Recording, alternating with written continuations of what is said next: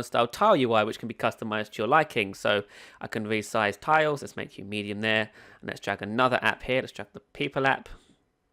Make you full screen. Make you large. And then we can add one more app and fit you in there.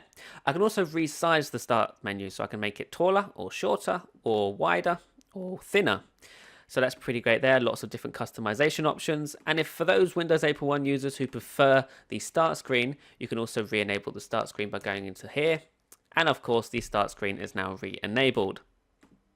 You can also customize what shows up in the quick access area here. So we can see here, you can actually customize what appears there by going into this area and customizing it to your liking, which is pretty great.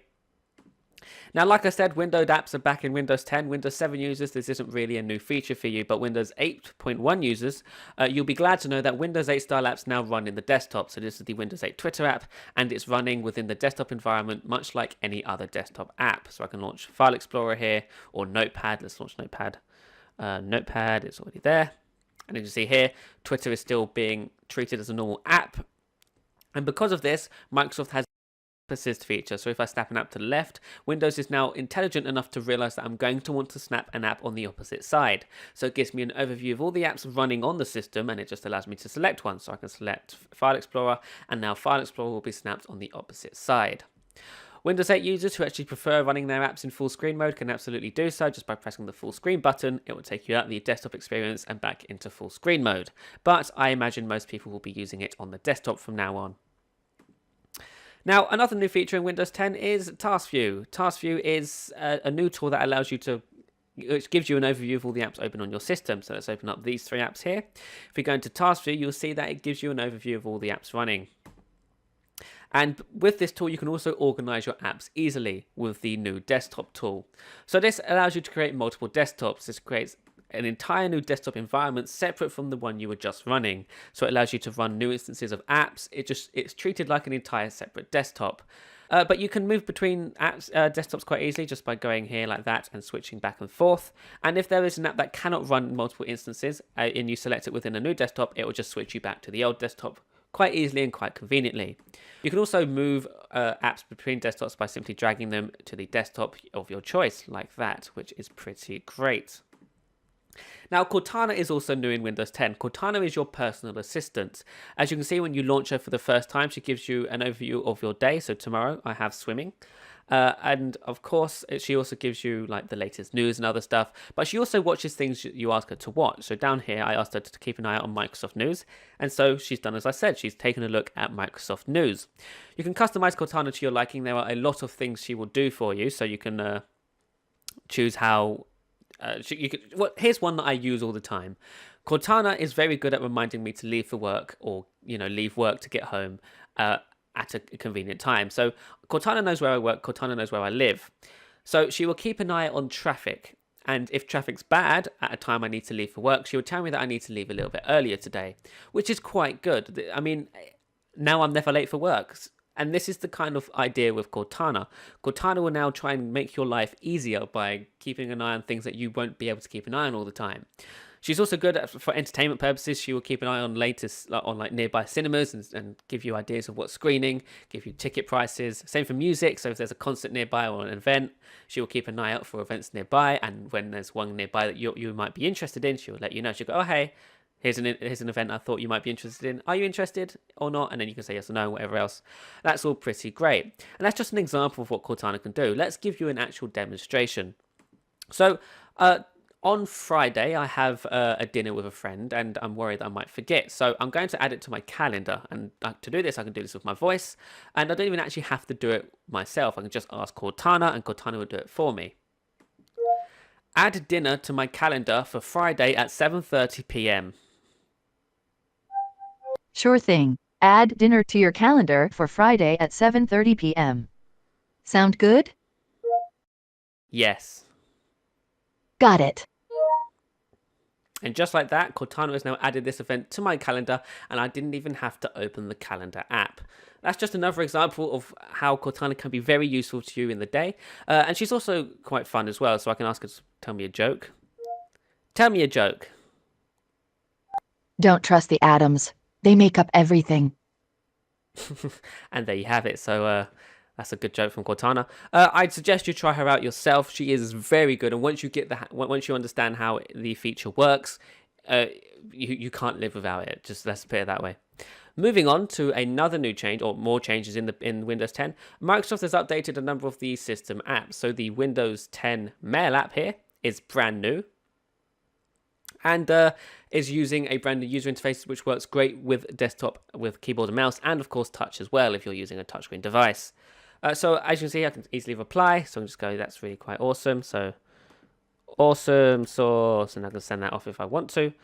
But then of course I can also create new mail here and typing a new mail. The experience is lovely, and of course you've got rich editing options up here, so I can make text bold, test, make it bold up here, and I can also insert tables and other stuff. It all works pretty great and is an excellent app. And the calendar app is the same as well. The calendar app is using a very similar UI because they are pretty much the same app, and you can switch between them quite easily by going down here. So if I click on mail, it will switch to mail. If I click on this, it will switch back to calendar. So them two apps are really great. The Xbox Music and Xbox Video apps are no longer Xbox Music and Video. They're now called Groove Music and Film and TV, and you no longer buy content from these apps specifically. Instead, you buy them from the store, which makes sense. So with Windows 10, content is delivered from the store. Music, apps, games, films, it's all done from the same app. So as you can see here, if I go into the music tab here, I can now easily buy songs from the store app. So this is 129. If I press that, it will buy it now, and then it will download straight to my computer. If you're a Groove Music subscriber, you can just stream music from the Groove app, which we're about to launch now. So if we launch the Groove Music app here, you'll see that this is my Groove Music collection. And of course, with this app, you will be able to stream instead of buying. Unless you're someone who prefers to buy their music, they can go straight to the store and buy their music from there. Same idea with the Film and TV app. So if we take a look here, to get content on the Film and TV app, you have to buy it from the store. It gives you a quick idea of apps that are or films and games that are featured, not games, films and TV that are featured. So you see, we've got this movie here. Clicking on it, and then it'll launch the store, and I can buy it straight from the store, which is fantastic. Now, Microsoft has built a brand new browser for Windows 10 called Microsoft Edge. This web browser is the new version of Internet Explorer. It isn't Internet Explorer. Those who wish to use Internet Explorer can absolutely do so still, as it's already built into the system. It's just hiding. You just need to do it by searching for Internet Explorer. And then there it is, Internet Explorer is there if you want to use it, but I'm not going to demo that today as Internet Explorer is boring. Let's take a look at Edge instead. Edge is a brand new browser in Windows 10, and it's sexy as hell. This is the homepage, and it's like kind of MSN style, but you also get, like, when you're using the browser more often than I am, you get your most used apps. You can just jump to them, not apps, most used tabs or websites, and you just launch them like that. You get the hub here. The hub is home to all of your browser features, I guess. So you've got your favorites, reading list, history, and downloads list. If we go to a website, let's go to winbeta.org. You might notice here, let's go to this article. There's a new reading mode up here, and the reading mode is pretty awesome. It allows you to condense the web page into just the bits you want to see. So as you can see here, it's going to take this article here, and now I just get to read the content of the article. I don't have to see the rest of the web page. I just get to see the words I'm here to see. Now there's also a new annotation mode as well, and this allows you to annotate the web, being that if you're somebody, for example, a cook, I mean, this isn't really a recipe page, but if you're a cook and you're on a website for recipes, you can now take your web browser and easily jot down notes on the web page. So I can circle words. So let's see, let's go to the pen tool here, and let's circle this word here, and also add comments with my keyboard. So I can say, that's quite cool, and other stuff. So pretend this is a recipe page, and I'm just taking notes for the recipe and whatnot. That's kind of the idea with Edge and the annotation mode. You can also highlight things, so I can highlight this word here, and it's all pretty great. This works better with touch, but it works just as well on mouse and keyboard as well. Now, one more thing I wanted to talk about in Windows 10 is the Action Center. Now, the Action Center is home to all of your notifications and quick access to a number of system tasks. Up here, if you miss a notification, much like on any other operating system in the world, it will now be housed in the Action Center, which is basically just the notification center. If you think of a notification center on other operating systems, this is what this does. So your missed notification will be housed here, and they will stay there until you deal with them, either by dismissing them or interacting with them. And down here, like I said, you get access to a bunch of quick tasks, which you can actually customize. So you can see here, tablet mode, connect, note, brightness, and other good stuff there. And you can obviously launch the settings app, and we can customize that by going into here, notification and actions, and here you can customize them. So let's remove the all settings app and add battery saver. So battery saver is now there, which is pretty nice. Let's put settings back. So there you have it, guys. That's a very quick look at some of the biggest features in Windows 10. Windows 10 is available from July 29th for free for Windows 7 and Windows 8.1 users. If you're not a Windows 7 or Windows 8.1 user, you'll be able to purchase, I think you can pre-order Windows 10 now, but if not, you'll be able to purchase Windows 10 on July 29th. Thanks so much for watching, guys, and I shall see you in the next one.